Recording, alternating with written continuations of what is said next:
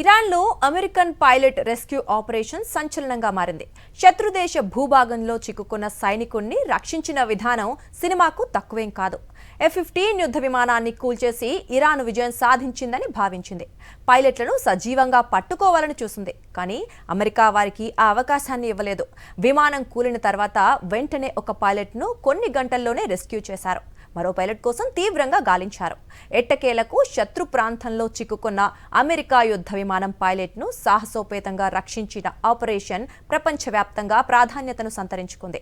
ఈ ఆపరేషన్ ఎలా జరిగింది? లాంటి సవాళ్లు ఎదురయ్యాయి.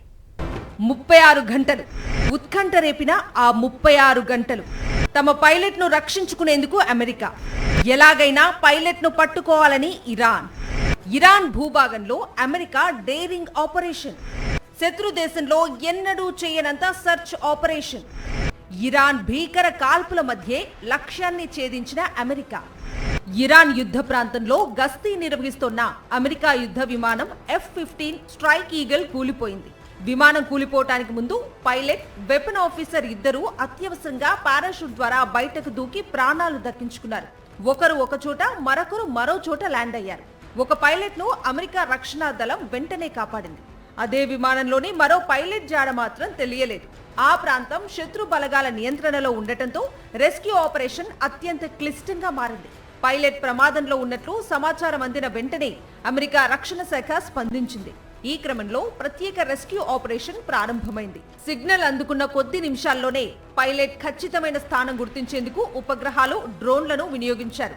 అత్యాధునిక నైట్ విజన్ పరికరాలతో ప్రత్యేక దళాలు సిద్ధమయ్యాయి. ఈ ఆపరేషన్ అత్యంత గోప్యంగా, వేగంగా నిర్వహించారు. పైలట్ ను రక్షించారు. వెపన్ ఆఫీసర్ ను కాపాడటమే అమెరికాకు కత్తి మీద సాములా మారింది. అతనున్నది శత్రు భూభాగంలో, కఠినమైన పర్వత ప్రాంతంలో ల్యాండ్ అయ్యాడు. అతని కోసం గాలింపు ముమ్మరం చేశారు. కానీ ఆచూకీ దొరకలేదు. ఈలోపు ఇరాన్ మైండ్ గేమ్ ప్రారంభించింది. పైలట్ తమ అదుపులో ఉన్నట్లు ఆ దేశ మీడియా ప్రకటించింది. అతడు బతికున్నాడా లేదా, శత్రువులు చంపేశారా, లేక ఇరాన్కు బందీగా చిక్కాడా, వీటిపై అమెరికాకు క్లారిటీ లేదు. దీంతో అతడి కోసం వేట మొదలు పెట్టారు. పైలట్ ఉన్న ప్రాంతం అడవులతో నిండి ఉండటంతో భూభాగం కూడా సవాలుగా మారింది. శత్రు సైనికులు కూడా పైలట్ కోసం వెతకటం ప్రారంభించడంతో సమయం కీలకంగా మారింది. ఈ నేపథ్యంలో రాత్రి సమయంలోనే హెలికాప్టర్ ద్వారా ప్రత్యేక దళాలు ఆ ప్రాంతానికి చేరుకున్నాయి. ప్రత్యేక బృందాలు ల్యాండ్ అయిన వెంటనే పైలట్ తో రేడియో ద్వారా సంప్రదింపులు కొనసాగించారు. అతను తన స్థానం తెలియచేయడంతో దళాలు అతని వైపు కదిలాయి. ఈ సమయంలో శత్రు దళాలు కూడా ఆ ప్రాంతానికి చేరుకోవడంతో కాల్పులు చోటు చేసుకున్నాయి. అయినా అమెరికా దళాలు ధైర్యంగా ముందుకు సాగి పైలట్ ను సురక్షితంగా ఉన్నట్లు గుర్తించాయి.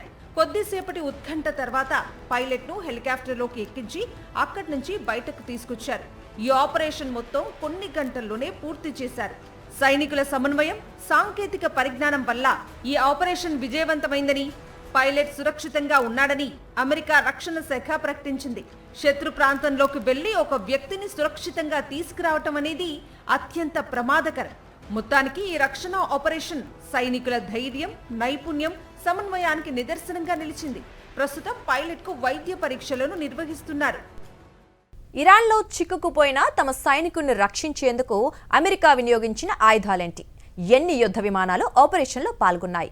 సైనికుల్ని సురక్షితంగా రక్షించే క్రమంలో ఎలాంటి పరిస్థితులు ఏర్పడ్డాయి? అరుదైన ఆపరేషన్ను అమెరికా సక్సెస్ఫుల్ గా ఎలా పూర్తి చేసింది? అమెరికన్ పైలట్ రెస్క్యూ కోసం వందలాది స్పెషల్ ఫోర్సెస్ పాల్గొన్నాయి. ఈ ఆపరేషన్ కోసం అమెరికా బలగాలు HH-60W జాలీ గ్రీన్ రెస్క్యూ హెలికాప్టర్లు, A-10 వార్ హగ్ అటాక్ జెట్లు, ఒక HC-130 rescue mid air tanker, సుదూర పరిధిలో పనిచేసే F-35 స్టెల్త్ జెట్లు, ప్రత్యేక దళాలు, ఒక కాంబాట్ సెర్చ్ అండ్ రెస్క్యూ ప్రత్యేక విభాగాన్ని ఉపయోగించినట్లుగా సమాచారం. అమెరికా ఎయిర్ ఫోర్స్ ప్రత్యేక combat search and rescue helicopter అయిన సికోర్స్కీ HH-60W జాలీ గ్రీన్ ఈ రెస్క్యూ ఆపరేషన్ లో కీలకంగా మారింది. సుదూర ప్రయాణాలు, అత్యాధునిక సెన్సార్లు ఇందులో ఉన్నాయి. శుక్రవారం విమానం నుంచి కిందకు దూకిన తర్వాత F-15 పైలట్ మరియు వెపన్స్ సిస్టమ్స్ ఆఫీసర్ ఇద్దరు తమ కమ్యూనికేషన్ సిస్టమ్స్ ద్వారా ఒకరితో ఒకరు సంప్రదించుకున్నట్లుగా తెలుస్తోంది. ఈ ఆపరేషన్ జరుగుతున్న సమయంలో ఇరాన్ ఒక అమెరికన్ బ్లాక్ హాక్ హెలికాప్టర్ పై దాడి చేసింది. ఇలాంటి పరిస్థితుల్లో ఆపరేషన్ జరిగింది. పైలట్ గురించి ముందుగా సెంట్రల్ ఇంటెలిజెన్స్ ఏజెన్సీ CIA ఇరాన్లో ఒక తప్పుడు ప్రచారాన్ని ప్రారంభించింది. అమెరికా దళాలు అతన్ని అప్పటికే కనుగొన్నాయని, భూమార్గం ద్వారా సురక్షితంగా బయటకు తీసుకురావడానికి ప్రయత్నిస్తున్నాయని ఆ ప్రచారం చేసినట్లుగా యాక్సియోస్ నివేదిక వెల్లడించింది. నేలపై దిగిన తర్వాత పైలట్ స్థానిక కొండల్లోకి వెళ్లి దాక్కున్నాడు. అతని వద్ద కేవలం చిన్న పిస్టల్ మాత్రమే ఉంది. డిస్ట్రెస్ బీకాన్ ద్వారా అమెరికా సైన్యంతో అతను కాంటాక్ట్ అయ్యారు. ఇదే సమయంలో పైలట్ కోసం ఇరాన్ తీవ్రంగా వెతకటం ప్రారంభించింది. అమెరికా సైన్యం అతన్ని ముందుగా రెస్క్యూ చేయాలని భావిస్తుంటే ఇరాన్ సైన్యం అతన్ని పట్టుకోవాలని అనుకుంది. రెస్క్యూ జరుగుతున్న సమయంలో అమెరికా విమానాలు, ఇరాన్ కాన్వాయ్లు పైలట్ ఉన్న ప్రాంతానికి రాకుండా బాంబులు వేశాయి. శత్రువులను దూరంగా ఉంచేందుకు ఫైరింగ్ ను ప్రారంభించాయి. ఇరు వర్గాల మధ్య తీవ్ర యుద్ధం నడిచింది. రాత్రి సమయంలో పైలట్ ఉన్న ప్రాంతానికి కమాండోలు ప్రవేశించారు. ఓవైపు తీవ్రంగా కాల్పులు జరుగుతూ ఉండగా అతన్ని ప్రాణాలతో రక్షించారు.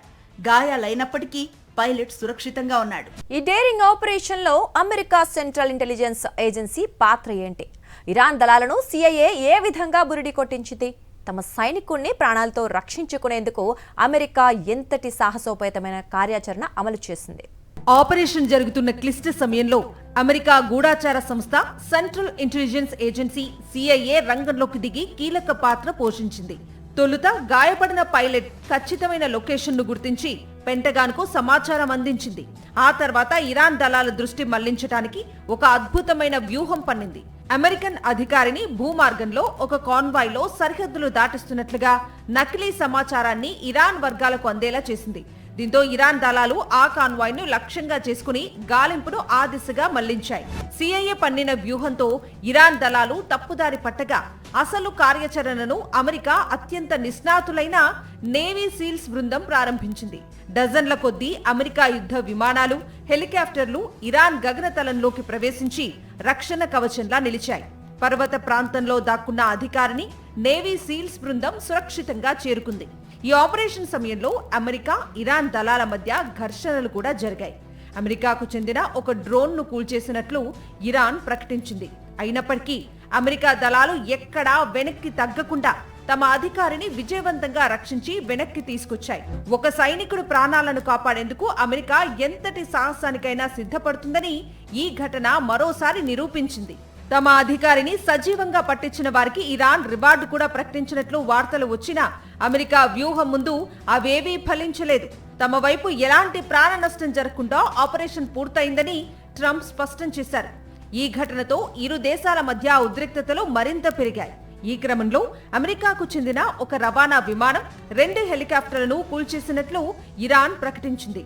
అయితే ఆ విమానాన్ని, హెలికాప్టర్లను తామే పేల్చేశామని, సాంకేతిక లోపంతో నిలిచిపోయిన వాటిని వ్యూహాత్మకంగా తామే ధ్వంసం చేశామని స్పష్టం చేసింది అమెరికా. యుద్ధ సమయంలో ఓ దేశ సైనికుడు మరో దేశంలో పట్టుబడితే పరిస్థితి ఏంటి? పట్టుబడిన సైనికుడి పట్ల ఏ రకంగా వ్యవహరించాలి? అంతర్జాతీయ ఒప్పందాలు ఏం చెప్తున్నాయి? యుద్ధ సమయంలో ఒక దేశానికి చెందిన సైనికుడు మరో దేశంలో చిక్కితే పరిస్థితి ఏంటి? పట్టుబడిన సైనికుడి పట్ల ఏ విధంగా వ్యవహరించాలి అనేది జెనీవా ఒప్పందం స్పష్టంగా నిర్దేశిస్తోంది. యుద్ధంలో శత్రు దేశానికి పట్టుబడిన సైనికులను యుద్ధం ముగిసిన తర్వాత లేదా ఒప్పందం కుదిరినప్పుడు సురక్షితంగా వారి స్వదేశానికి అప్పగించాలి. బందీలుగా ఉన్న సైనికులను హింసించకూడదు.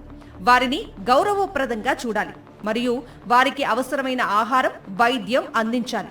2019లో పాకిస్తాన్కు పట్టుబడిన భారత వింగ్ కమాండర్ అభినందన్ వర్ధమాన్ ను ఈ జెనీవా ఒప్పందం ప్రకారమే వారం రోజుల్లోగా భారత్కు అప్పగించారు. రష్యా యుక్రెయిన్ యుద్ధం నేపథ్యంలోనూ ఇరు దేశాలు పరస్పర అంగీకారంతో పలుమార్లు యుద్ధ ఖైదీలను మార్చుకున్నాయి. జెనీవా ఒప్పందంలో 4 అంశాలు ఉన్నాయి. 1949లో 3 సవరణలతో రూపొందించారు. మొదటి ఒప్పందం ప్రకారం గాయాలతో పట్టుబడిన, అనారోగ్యంతో ఉన్న సైనికులకు సంబంధించినది. రంగు, ఆడామగ, మతం, ఏ ప్రాంతం వారు, ధనం ఇలా ఏ ఇతర ఆధారాలతో వారిని వేధించరాదు. వారి పట్ల మానవత్వంతో వ్యవహరించాలి. ఎలాంటి విచారణ లేకుండా యుద్ధంలో పట్టుబడిన వారిని వేధించొద్దు, హింసించొద్దు, ఉరి తీయొద్దు. అనారోగ్యంతో ఉన్న వారికి సరైన వైద్య చికిత్సను అందించాలి. పూర్తి సంరక్షణ బాధ్యత తీసుకోవాలి. జెనీవా 2వ ఒప్పందం నౌకాదళానికి, ఇతర నేవీ దళాలకు వర్తిస్తుంది. ఇక 3వ ఒప్పందం ప్రకారం యుద్ధంలో పట్టుబడిన ఖైదీ గురించి చెబుతుంది. వీరికి కూడా మొదటి ఒప్పందానికి సంబంధించినవే వర్తిస్తాయి. పట్టుబడిన వారి పేర్లు, ర్యాంకులు, సీరియల్ నెంబర్లు మాత్రమే వారు తీసుకోవాలి. అంతే తప్ప ఆ దేశం గురించి ఇతర సమాచారం తెలుసుకునేందుకు పట్టుబడిన వ్యక్తిని హింసించొద్దు. 4వ ఒప్పందం ప్రకారం గాయపడిన, అనారోగ్యం పాలై పట్టుబడిన వారి పట్ల మానవత్వంతో వ్యవహరించాలి, రక్షణ కల్పించాలి అని చెబుతోంది.